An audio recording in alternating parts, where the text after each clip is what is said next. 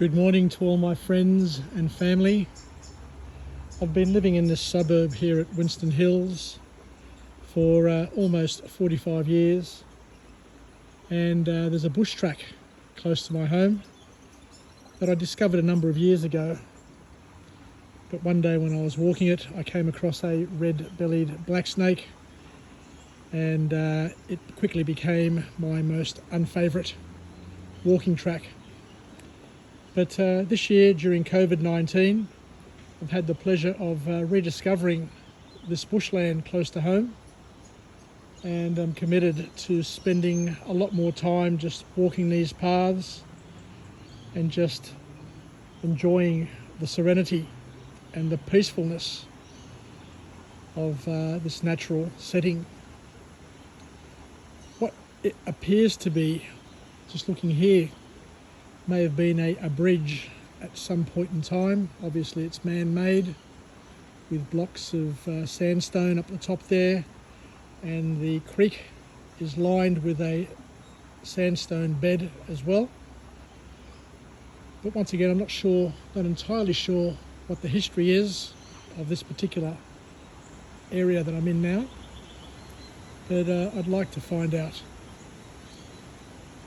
But I encourage everybody, as we heard yesterday on the radio and on the television, that during these tough times of COVID-19, it's paramount to get out of the house, have a routine, and do some walking, both street side and bush side, just to get some oxygen, get some sun on your face. And it's all very, very important and critical for one's psychological and physical well-being. John Brogden, who's the chair of Lifeline Australia, commented yesterday, and I was very interested in his comments, where he said that whilst lockdown was tough on families, and we all know it's tough on each and every one of us, not working, staying home, being physically distanced. For example, this morning, it's Father's Day. This morning, today, is my granddaughter's 4th birthday. It's probably the first birthday that she'll be able to remember going forward, because as most of us know, you start developing your long-term memory from the age of about 4 and onwards. And today we could not celebrate in person with her, but we could celebrate via a Zoom, believe it or not, a Zoom meeting set up where grandparents, cousins, uncles, aunts, and the extended family were able to sing Annabelle a happy birthday, to watch her blow out her candles, and to cut a cake. But what John Brogden said, and the powerful message that came from his little speech yesterday, is that people are doing it tough, and as our Premier Gladys Berejiklian reminds us, it's going to get tougher before it gets better and easier. But John Brogden said that the number of calls have increased to Lifeline, which is a good news item, because it means that people are reaching out, are calling out for help. And pleasingly, he said, and I think it goes beyond our intuitive intelligence, that suicides across all age groups have not increased this year, and that last year, 2020, when New South Wales was in a longer lockdown, when times were even tougher than what they are today, because last year we didn't know that we had a vaccine, we didn't know, or we weren't entirely sure that we had a robust economy, and we basically didn't have much to hope for. But last year in New South Wales, the number of suicides actually dropped, believe it or not, year on year from the year before. And John Brogden once again reminds us that the issues that people face are the same sort of issues. The only difference with lockdown and homeschooling and not being able to socialise and enjoy life as we normally enjoy is that the symptoms are accentuated. So it's the same old story, the same old problems. You know, people feel lonely, people feel isolated, people feel anguished, people feel depressed. But in times like now, what John was saying is that the people are suffering the same old challenges as what we normally suffer, or what people normally suffer across the board, but they suffer it a little bit deeper. So if you're lonely, chances are you'll probably feel lonelier. If you're isolated, you'll probably feel more isolated. If you've got anxiety, you may feel more anxious. And if you've got depression, you may feel more depressed. But suicide is something that sadly is part of our modern society, and there are a lot of things that contribute to the challenges that people face, and it's not just one thing or another. And as we can tell and as we know, that sometimes when people are experiencing tough times, it's not as bad when they realise that there are others in the same boat, because sadly misery enjoys the company of misery. So if people are feeling miserable, believe it or not, they are comforted by other people who are miserable as well.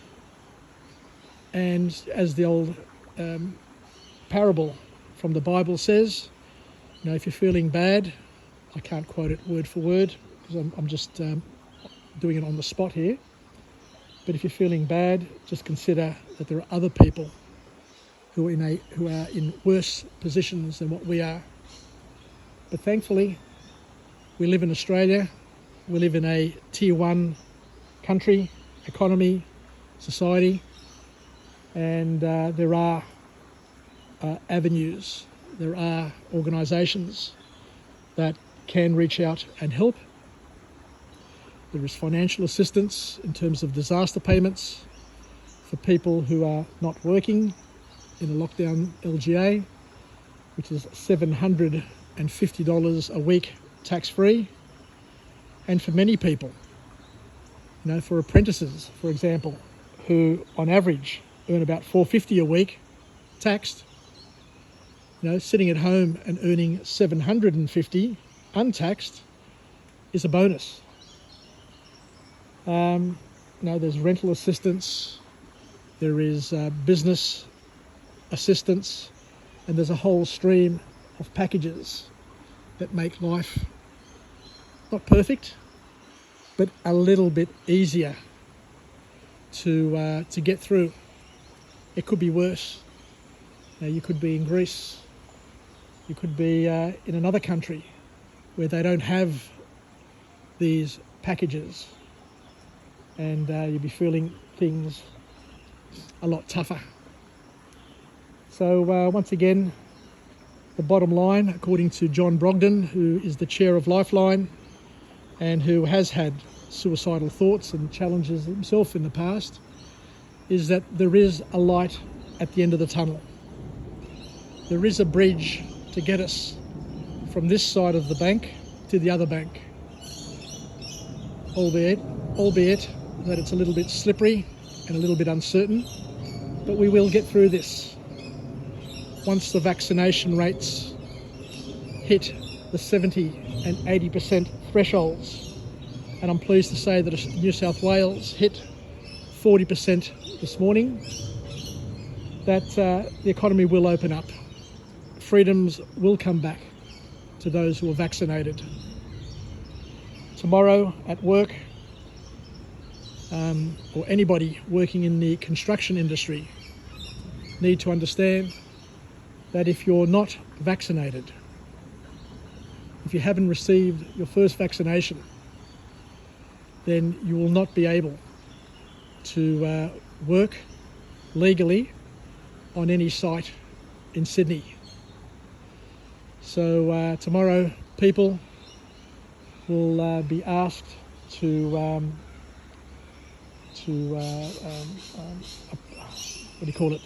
log in to their site. All drivers need to do their their scanning with their mobile phone, and they also need to provide proof of vaccination in order to be welcomed on site and to be able to work with them.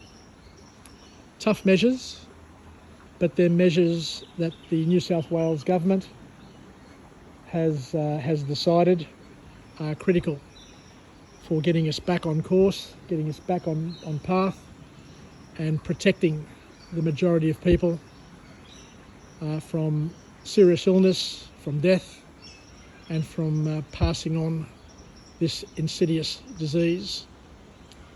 Thank you very much, everybody, for listening to me. I haven't done a 5 a.m. club for quite a while,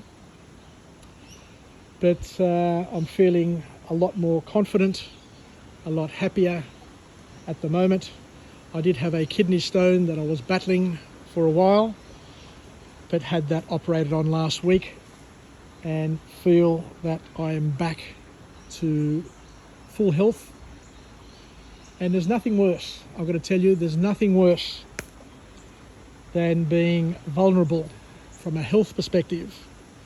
I spent quite a few days in hospital, in emergency wards, and to be vulnerable in an environment where people are there to help and care for you, and to have the fear, the very, very real fear at the back of your mind that you could get coronavirus. And if you get coronavirus when you're in a weakened immune state, then it could have some terrible consequences on your short-term and potentially your long-term health as well. So I lived it.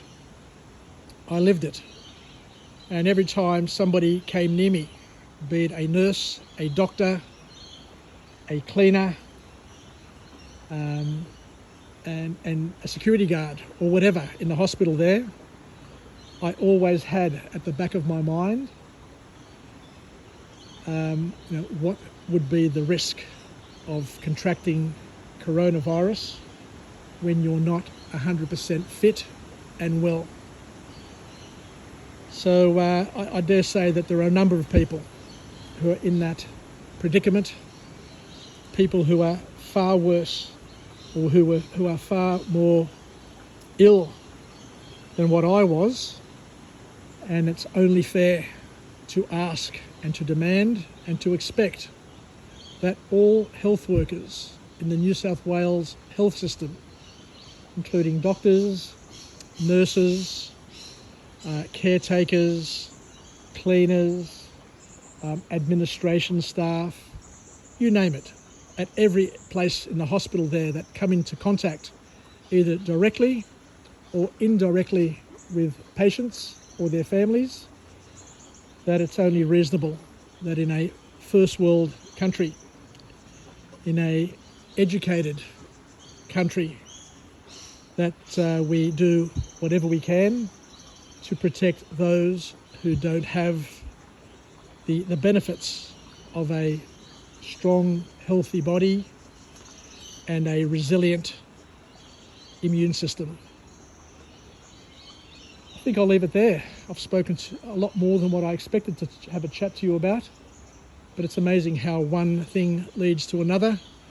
But it's important to have these important conversations, these conversations that can comfort those around us and to give us hope for a better tomorrow, so that we too can unite and get on with our lives and look back in years to come and just see 2020 and 2021 as just a hiccup, a pothole in the road of life that we were able to get through, get over, and look back on. Take care, Yassas, Bilakya, and we'll chat again. Bye for now.